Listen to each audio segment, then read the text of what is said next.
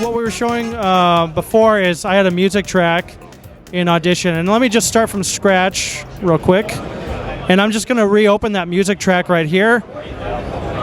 I still have that right there. So here I have a music track. It's got a beat. And what we can do with Remix, which came out in the CC 2015.1 release, so around November 2015,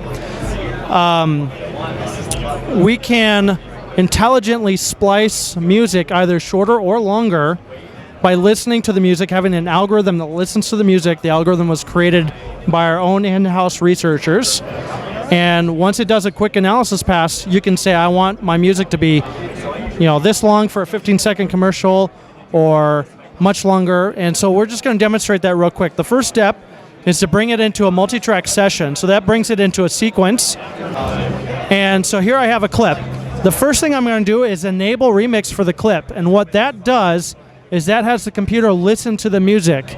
I can do this from the context menu of the clip, go to Remix, enable Remix, or I can go to my Properties panel, the Remix section, and say Enable Remix. When I do that, it's going to analyze it, and I only need to analyze it once. And again, this is the clip is just over 2 minutes, just shy of 2 minutes, 20 seconds. And this will take us maybe about 20 seconds total to analyze. So now I've analyzed it, and now I have these extra handles up top with a special cursor. I can actually just drag to a new duration. If I know on the timeline, if I have a marker, have it go there. And what I can see is that it's already made 2 cuts, 2 splices. And let's go ahead and listen to that. You can see inside, we'll zoom in here, it has the time codes at where it made the cuts. So let's go ahead and play.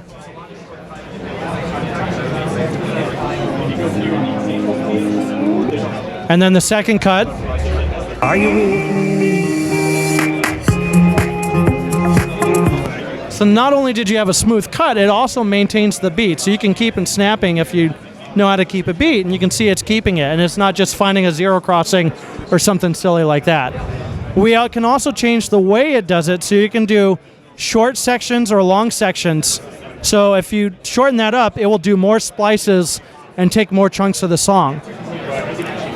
I can also just drag it out. Remember, we were at 220, so let's go to 9 minutes, 30 seconds.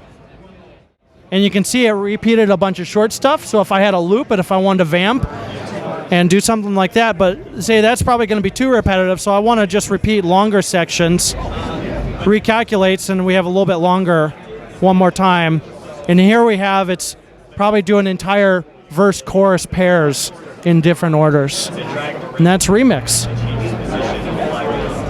So to show the loudness matching, there's several ways to do that.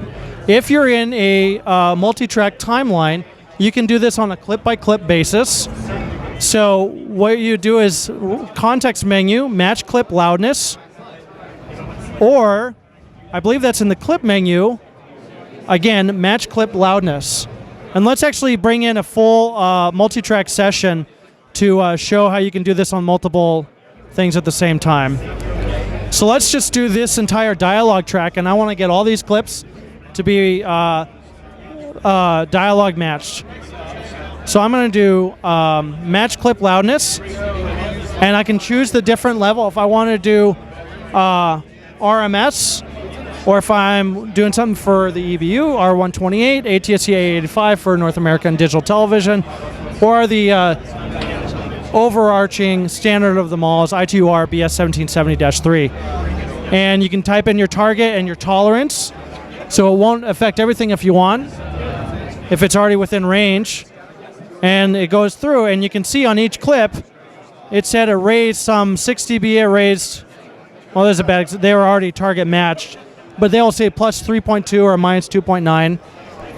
In an upcoming version, we actually have the Essential Sound panel where we're actually going to simplify that to dialogue, and we can just have a single,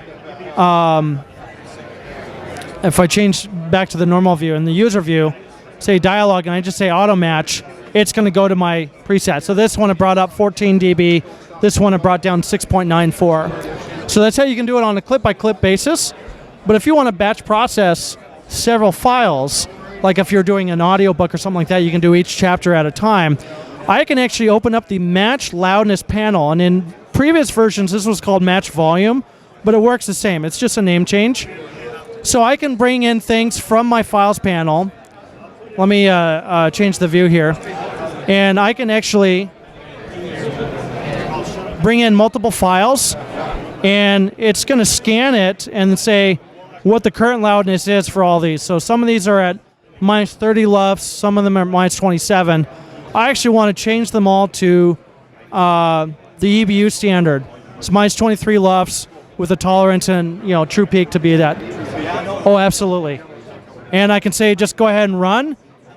And on a multi-core machine, it will do multiple files at the same time. It will actually do, if you have 8 cores, it'll do at least 7 files at the same time.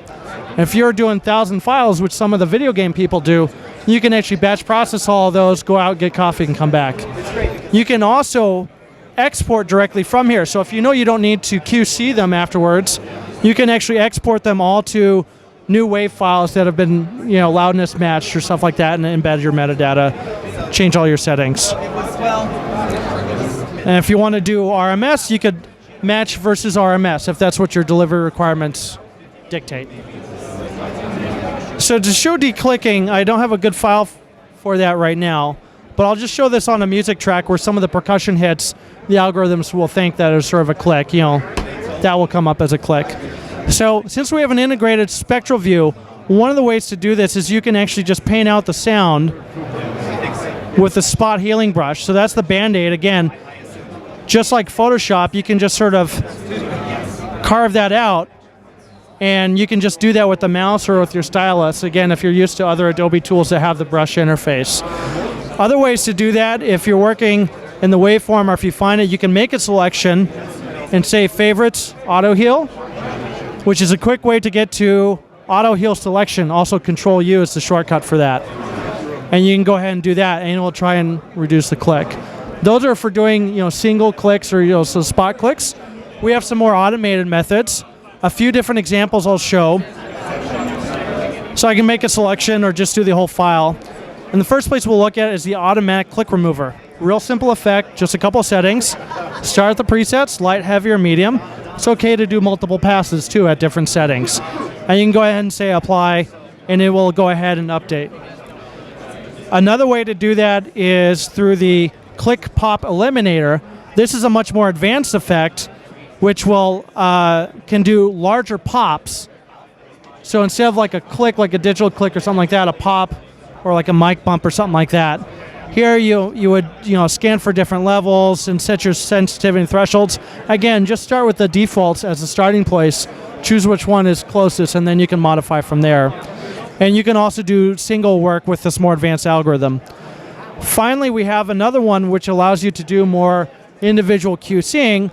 This is in diagnostics, effects diagnostics declicker in the process.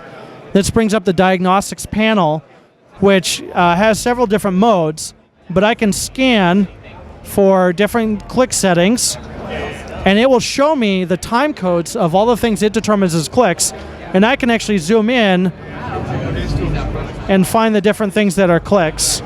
But I can actually just say repair all, and it'll go through and show me in the list which ones were repaired, and then I can clear those out. Or I can actually, if I wanted to, select those and right-click and create markers out of the clicks, and I can go through and do the more manual methods if I really wanted to go through and get it perfect.